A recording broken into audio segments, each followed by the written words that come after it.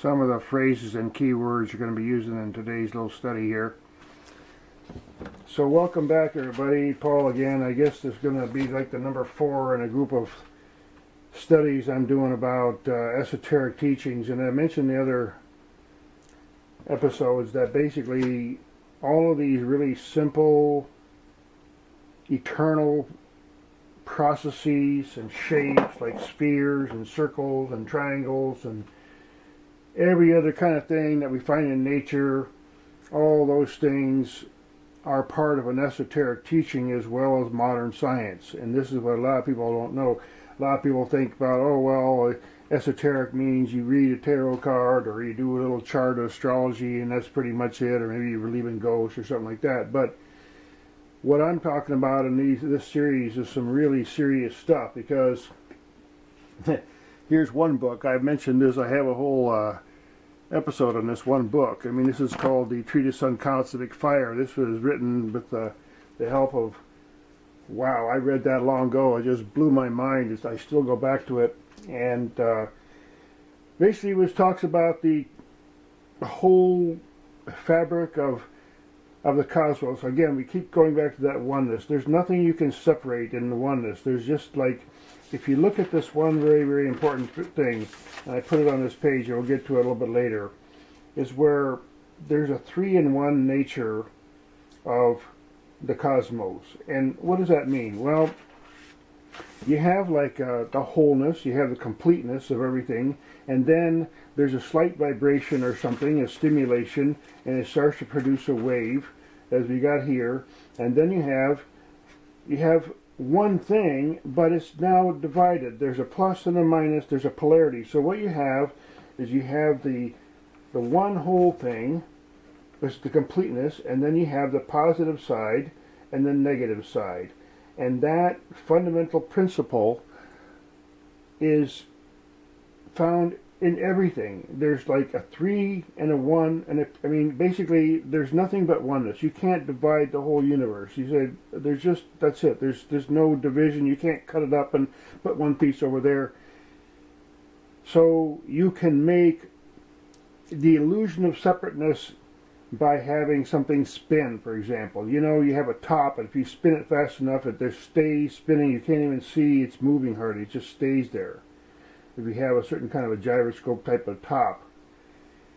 And yet, it's really just one thing, but it starts to have a rotation, it has a spin, it has an interaction, and then that's what the great schism, you might say. Well, you know, this 3-to-1 thing comes into play in the whole teachings of many different religions, specifically Christianity. Well, you have the God, you have the positive side of the God, and you have the negative side of the God, and then you have the whole God. There's nothing else but God. If you, I'll get to that in more depth later. But for example,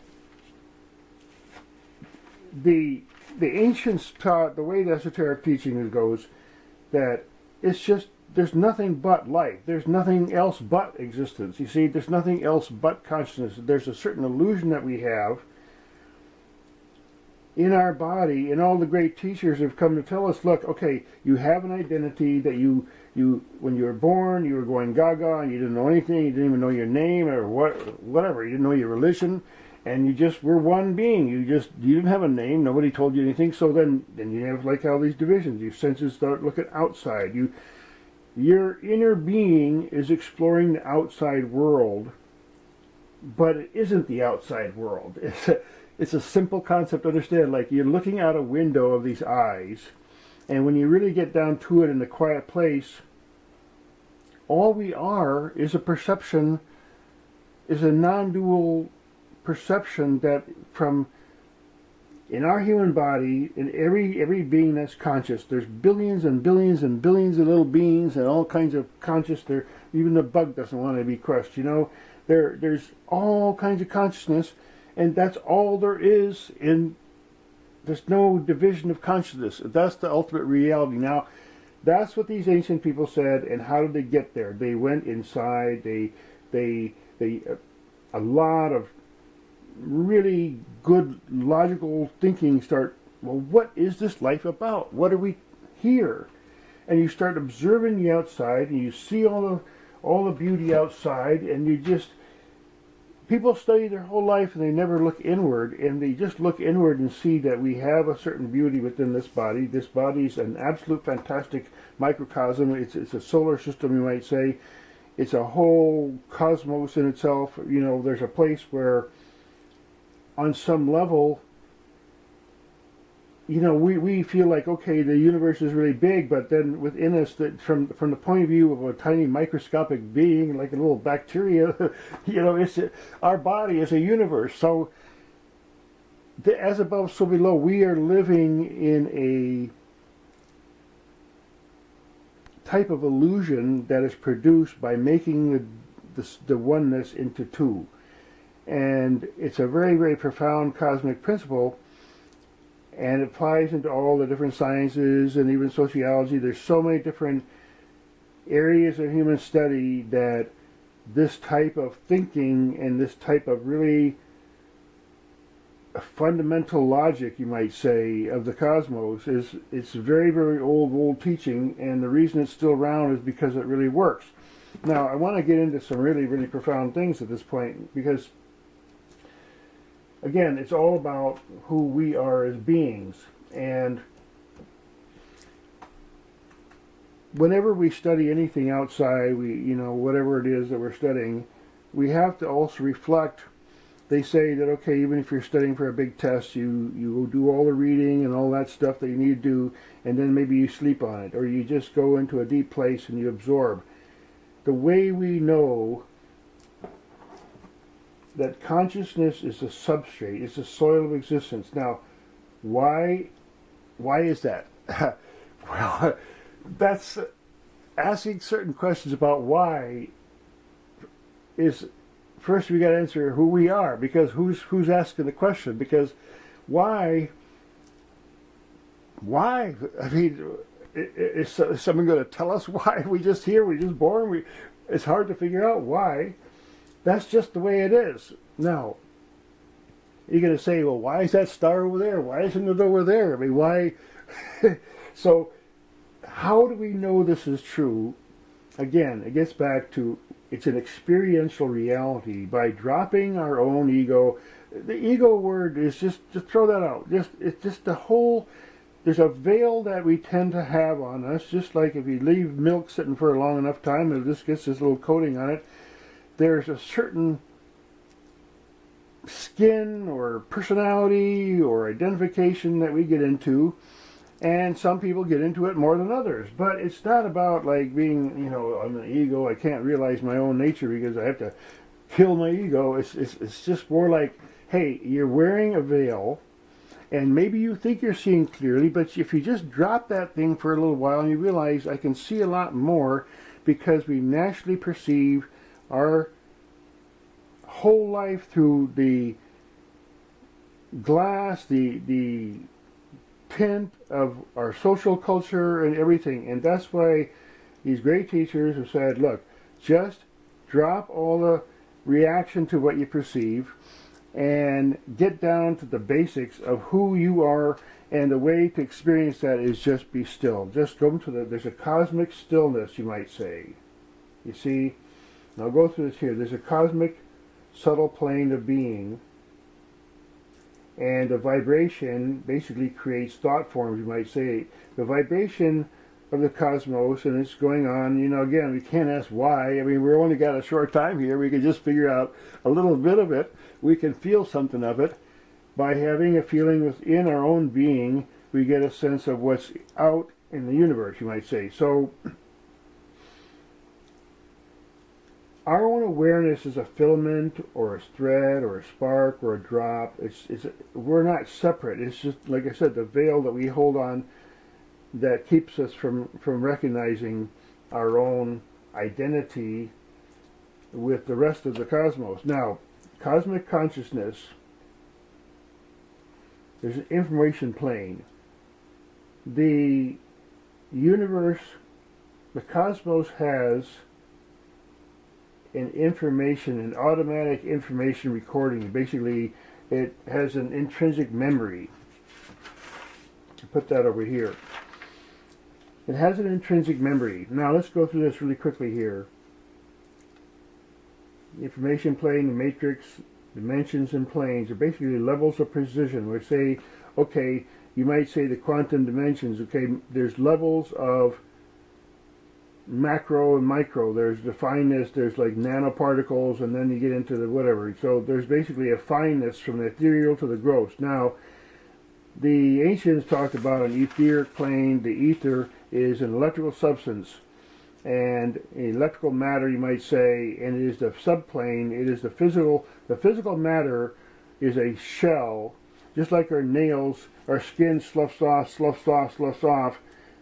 If we cut ourselves, and then it heals, and it has exactly the same fingerprint or whatever, because there's an etheric substance.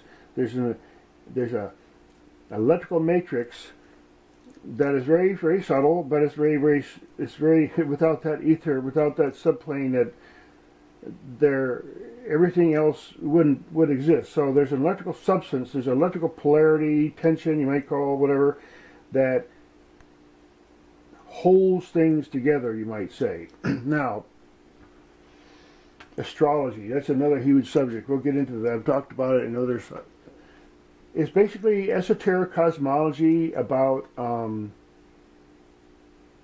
again, polarity. If you study astrology in depth, there's a whole tremendous, amazing symbolism in there, how everything relates to polarity, to why they named him after that certain principle, and what type of energy it represents, and why, as the Earth rotates, it becomes, there's a negative polarity and a positive polarity as the Earth rotates, and so on, and there's a whole bunch of stuff involved in the real astrology. Now, I'll get real briefly into archetypes and the gods, the Elohim, and the angels. Now, again, if there's nothing, life is all that exists. You see, that's what the ancients say. The life is all that exists. How do we know that? Because we can experience, realize we live in the cosmos. We're born in the cosmos. There's nowhere else to go but the cosmos. If we understand the subtlety of our own awareness, then we get our link back and our bridge back to that eternal oneness of beingness. That infinite beingness is the cosmic ocean, the mother. This is like the all-encompassing. That's why you might say, okay, you have like the cosmic mother might be a circle. Okay, the feminine, you might say. There's no hard angles in a circle. You might put the waves in there. See, just there's something symbolic and cosmic about the motion, the feminine. The so-called masculine and esoteric is like a hard, it's maybe defined by a straight line or something like a square, and then you have the circle that represents the feminine, and then you say, well, okay, well, how do you go from this square to the circle or back? Because there's a whole lot of geometrical things that you can do that, as nature unfolds, there's these shapes evolve, like they morph, you might say. So there's a whole lot of morphing going on, and that morphing nature, that birthing nature, you might say, that motion nature, the cosmic ocean, is represented by this wave and the sphere and the circle. So, again, real quickly here, the word Thoth was a great teacher from ancient Egypt, and he wrote these things called the Emerald Tablets, and he was just, you got to read these things, the Emerald Tablets. Well, the word thought comes from it. This person had attained a tremendous amount of consciousness, and apparently he lived a very, very long time, and he spent all his life, he had some spiritual, you might say, some consciousness. He developed a tremendous amount of knowledge, and he wrote about it. Now, the patterns of creation are produced by sound, invocation, and evocation.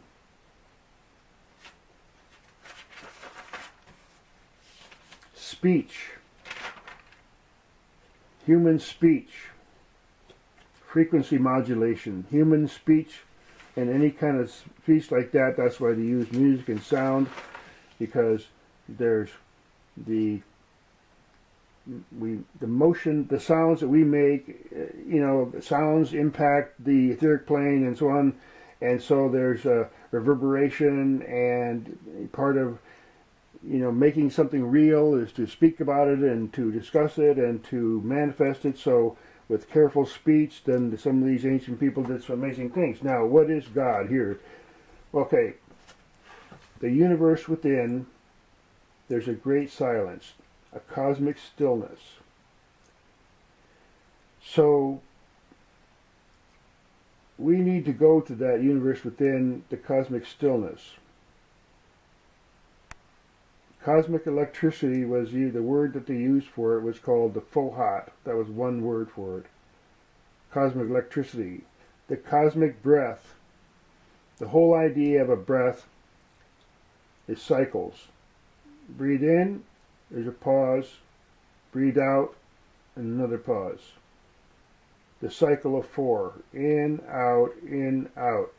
The word, the so-called word, would be the cosmic sound, the motion of the cosmos, the sound of all sounds. It cannot be spoken. This is why they always said, well, you can't really speak God. You can't really... What can you discuss about something that's so... I mean, where do you start? So, the whole idea of it's a non-verbal energy, it's represented by the sound Om, or Shivoham, or a number of different in-breathing, out-breathing, the cosmic word. There's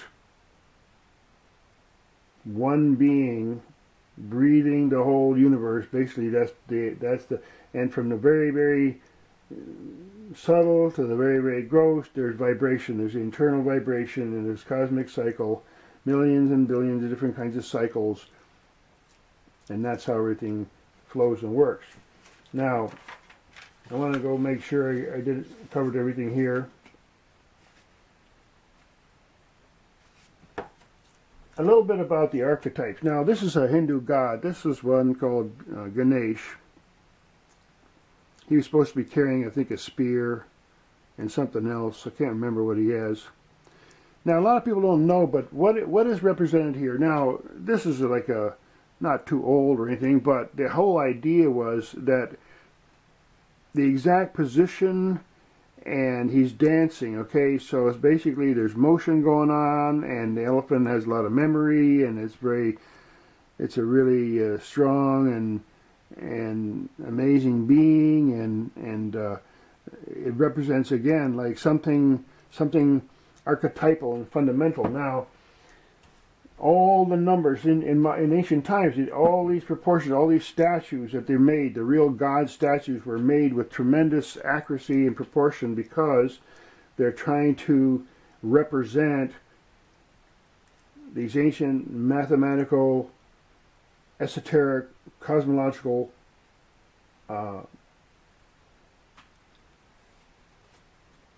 symbols and so on. They're just principles, basically ancient principles. It's hard to even put them in the word. Now, a little bit here, torsion fields and energy transfer, rotation and polarity. Again, whenever we read anything and we just like reflect on it for a while, it comes to us a lot of ideas, because all this stuff can be applied to art and everything that's made. Again, you know, in modern days, if you want everything made, you know, you have to like make a drawing of it. This is my book from a long time ago. I mean, everything has a drawing, and this nature has the universe has an intrinsic consciousness. It's built in. It has to have the only example, the only possible explanation actually is that the universe has a consciousness. So it's not like a consciousness like we might think, okay, there's a God that sits over there on the other side of the galaxy and watches what we do. It's sort of like God. What is God? God cannot be spoken, and the experience and realization of that God just is a silent cosmic stillness within, you see. So from the place within that's deeply still, all other motion starts to become more obvious to us. So basically, our own growth, as we're all like mini gods in process, you know, someday in the future, maybe the spark of this being will grow into something different, you know, but the whole relevance for us in this life is to realize that we have a lot more potential than we are told, and we also have a lot of knowledge that we can gain during our life if we just start getting back to some ancient and basic principles, you see. So I encourage people to take some of what I've said here, and I'll try to put pictures of the pages, and there's a lot of different things in here. Things go from, like, for hydrogen to the complex elements to the radioactive elements, then the noble gas, the inert gas. That's very interesting. There's transmutation of elements. There's places and means by which one element, like water, might carry a memory. There's a cosmic memory, for example. Crystals can have a memory. So the cosmos has an intrinsic memory, and this is they might call it akasha. But what happens is these great stars, they radiate an eternal radiance, and they radiate information. It's not just they radiate light. There's the light is information. It's so beyond what we can't comprehend that level of information. But it's information. It's like the movie. If you look back at a movie theater, and there's a projection going on, there's within that light is the whole drama. So the light that we see and that we experience, the radiances that are coming from these great stars and so on, and permeate our solar system and so on, they actually carry information that triggers our DNA and triggers the Earth systems, and it's very complex. And this is what these books are about. I talk about the spinning worlds and the various kinds of beings and all that. So I think I've done enough for this particular segment here, and I really like to have feedback. A little bit about the tarot. That's a really fun thing, but again, tarot is not it's not a dark thing. If you just forget about the interpretation for a minute, just look at some of the decks and the symbols. Say, what do you feel here? Here's a guy, he's looking out in the distance, and he looks pretty good, well organized, prepared. He's like, what's the symbol of that? It's a 4 or it's a 3, okay? So all these numbers have symbols and things that are associated with them, and crystals have a certain number of sides, and triangles. So all these things, if you just play with it in your mind and just play with colors and shapes and everything, a lot of really interesting stuff. If you're studying whatever, art or chemistry or anything, all this kind of information can apply in many, many different areas of life. So thanks again for watching, and I'll see everybody in the next segment.